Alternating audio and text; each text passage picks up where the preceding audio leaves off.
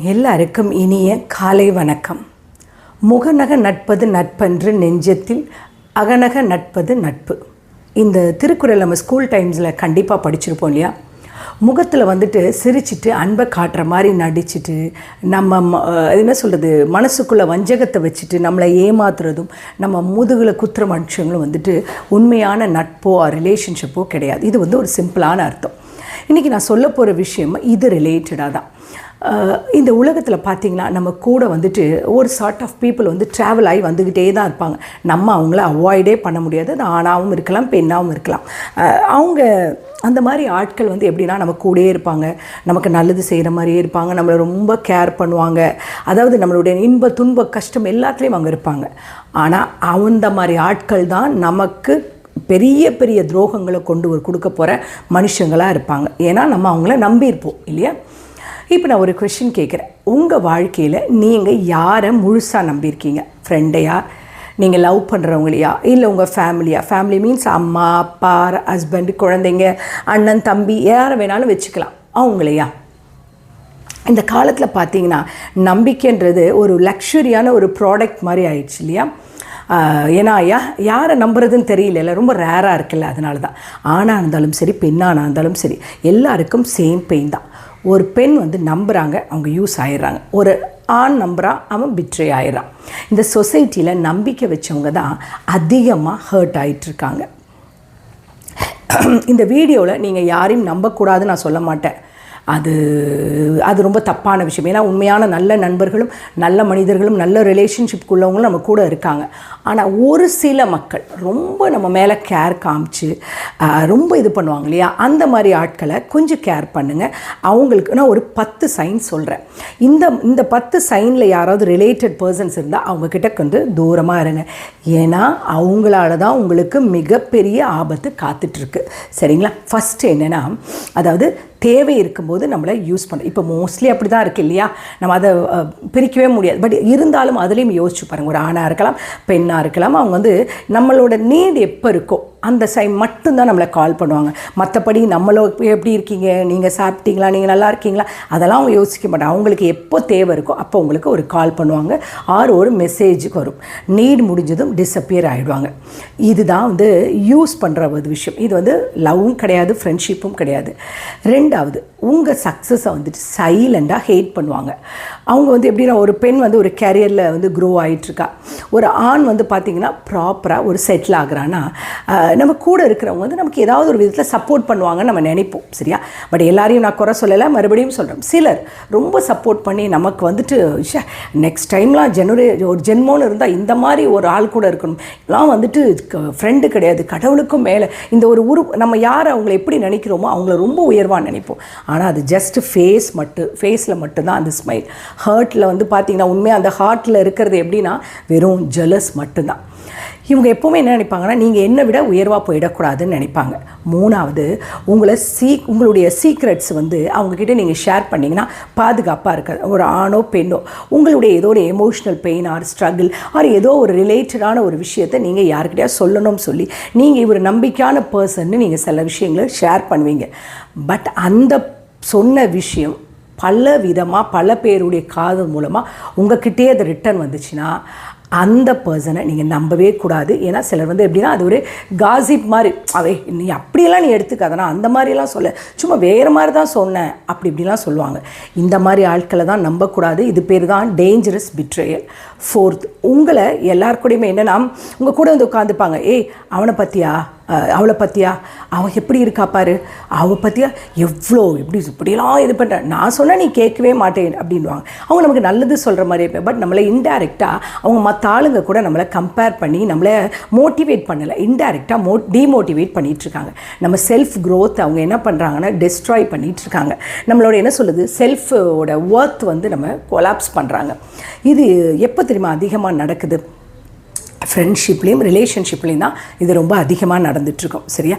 5வது, உங்கள் ஃபீலிங்கை இக்னோர் பண்ணுவாங்க. அதாவது நீங்கள் ஹர்ட்டாக இருந்தாலும் சரி, ஏதோ ஒரு எமோஷனில் இருந்தால் கூட சரி, வந்து ரொம்ப கேஷுவலாக எடுத்துவாங்க.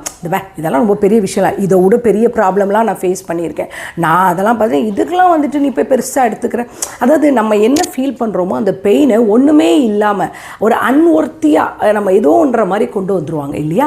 அந்த மாதிரி பர்சன் வந்து நீங்கள் நினைப்பீங்க, ஐயோ நம்ம வந்து ஓகே இனிமேல் இதை வந்து ஃபீல் பண்ணக்கூடாது, நல்லா இருக்கணும் அப்படின்னு நினச்சி கிடையாது. எப்படின்னா நம்ம நீ அது ஒரு மாதிரி வந்து நம்ம பெயினை வந்து அவங்க எப்படின்னா ரொம்ப ஒரு என்ன சொல்கிறது, ரொம்ப ஈஸியாக ஜஸ்ட் ஒரு துச்சமாக அதை சொல்கிறது. ஆணோட பெயினை வந்து சொசைட்டி வந்து இக்னோர் பண்ணும். பெண்ணோட பெயினை பீப்புள் வந்து என்ன பண்ணுவாங்க தெரியுமா? ஜட்ஜ் பண்ணிட்டுருப்பாங்க. ஆனால் 2 பேருக்கும் இருக்கிறது வந்து பெயின் தான் இல்லையா? 6th, என்ன மிஸ்டேக் செஞ்சாலும் அக்செப்ட் பண்ணவே மாட்டாங்க. அவங்களுக்குள்ளே எப்போவுமே பார்த்திங்கன்னா ஒரு ஈகோ இருக்கும் இல்லையா?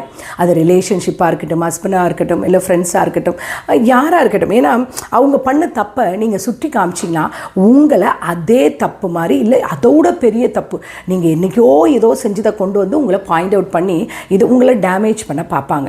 அவங்களுக்கு ஈகோ அதிகமாக இருக்கும், சாரி சொல்லவே மாட்டாங்க. சரியா?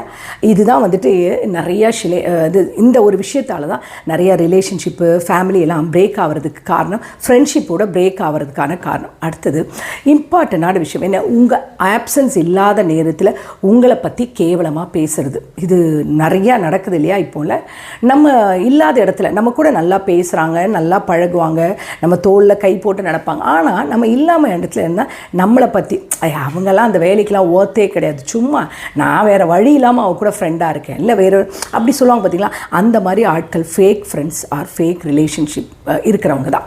இந்த மாதிரி ஆட்களை வந்து நம்ம கூட வச்சுக்கவே கூடாது. ஏன்னா இவங்க ரொம்ப விஷ செடி மாதிரி.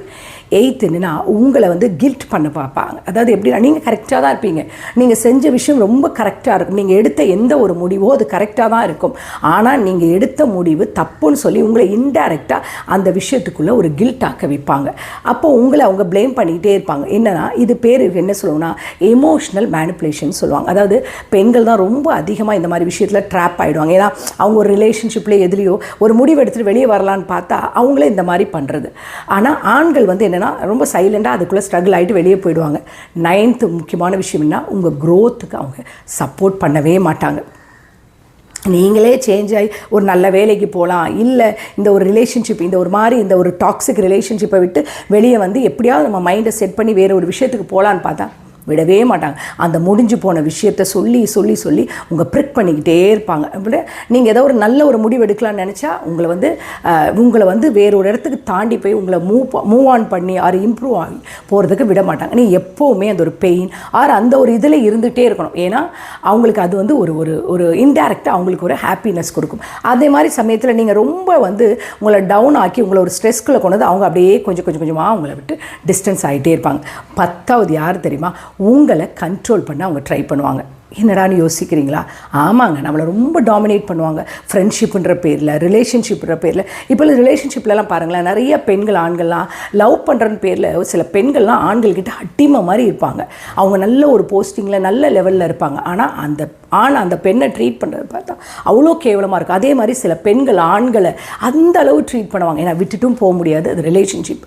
அதே மாதிரி சில ஃப்ரெண்ட்ஷிப்புன்ற ஒரு பேரில் நம்மளை கண்ட்ரோல் பண்ணுவோம், நம்ம யார்கிட்ட பேசணும் என்ன செய்யணும் அப்படின்ட்டு. இது வந்து லவ் கிடையாது, இது வந்து ஒரு பெஸ்ட் ஃப்ரெண்ட்ஷிப்லாம் கிடையாது. இதுனா கண்ட்ரோல் அண்ட் இன்செக்யூரிட்டி தான். ஒரு சின்ன ஒரு ஸ்டோரி ஒன்று சொல்லட்டுமா? இது நம்ம ரெகுலர் லைஃப்பில் நடக்கிறத வச்சு சொல்லலாம். ஒருத்தவங்க வந்து எப்படி ஒரு பொண்ணு ஒருத்தனை முழுசாக நம்புகிறான், அவன் சொல்கிறதெல்லாம் உண்மைன்னு நம்பிட்டு இருக்கா. ஆனால் ஒரு நாள் அவள் ரியலைஸ் பண்ணுறா, ஆனால் அவள் இவளை லவ் பண்ணலை, ஆனால் யூஸ் பண்ணிட்டு தான் இருக்கா. அதே மாதிரி ஒரு ஆண் இருக்கான், இவன் எல்லாருக்கும் உதவி பண்ணுறான், எல்லாருக்கும் எல்லாம் செய்கிறான். அவனுக்கு ஒரு கஷ்டம் வரும்போது யாருமே அவன் கூட இருக்க மாட்டாங்க. அப்போ இந்த 2 பேருக்குள்ளே ஒரே ஒரு திங்கிங் தான் வரும். என்ன, நல்லவனாக இரு, ஆனால் யாரையும் பிளைண்டாக நம்பக்கூடாது. சரிங்களா?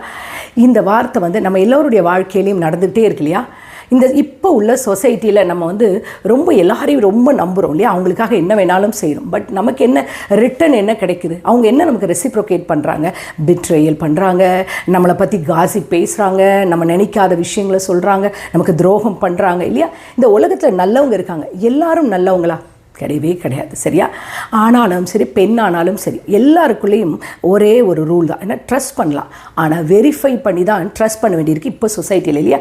ஏன்னா நமக்கு ஏற்பட்ட பல காயங்கள், பழைய பிரச்சனைகளால் நல்ல மனுஷங்களோட நம்மளால் நம்ப முடியலை, இல்லையா? நீங்கள் ஒருத்தவங்களுக்கு நம்பிக்கை கொடுக்க முன்னாடி அந்த மனுஷங்களை புரிஞ்சுக்கோங்க. இந்த ஆள் நமக்கு கரெக்டாக, இந்த ஃப்ரெண்ட்ஷிப் நம்ம லைஃபுக்கு கரெக்டான்றது யோசிக்க கற்றுக்கோங்க. ஏன்னா இன்றைக்கி நான் சொல்கிற இந்த வீடியோவில் உள்ள விஷயம் நிறையா பேருக்கு நமக்கு ரிலேட்டட் ஆகிட்டே இருக்கும். எனக்கு இது ரிலேட் ஆயிடுச்சு. சரிங்களா? நம்ம யாரை நம்புறதுன்றது தான் நம்மளுடைய வாழ்க்கையோடைய என்ன சொல்கிறதுனா லைஃப் தீர்மானிக்கிற ஒரு விஷயம். சரிங்களா? நம்ம யாரை வேணாலும் நம்பலாம் அப்படின்னு நினச்சிங்கன்னு வச்சுக்கோங்க, நம்ம லைஃப் சுத்தமாக டெஸ்ட்ராய் ஆகிடும். நீங்கள் யாரை நம்புறீங்க அதுதான் உங்கள் லைஃப்பை, உங்கள் ஃப்யூச்சரை அழகாக பில்ட் பண்ணி இனிமேல் இது ஃபர்தராக இதில் எதுவும் ஸ்பாயில் ஆகாமல் உங்கள் லைஃப்பை கொண்டு போக முடியும். இந்த இப்போ உள்ள கரண்ட் சொசைட்டியில் நீங்கள் யாரையும் நம்புறதுன்றது ரொம்ப ஒரு கஷ்டமான விஷயம்தான். ஆனால் இதில் நீங்கள் எப்படி கண்டுபிடிக்கணும், இந்த ஒரு 10 பாயிண்ட் சொல்லியிருக்கேன். எப்படி சொல்ல, இந்த 10 பாயிண்டில் உங்களுக்கு ஏதாவது ஒரு 3 செட் ஆனால் கூட அந்த ஆட்களை ஒதுவி வச்சுருக்கு.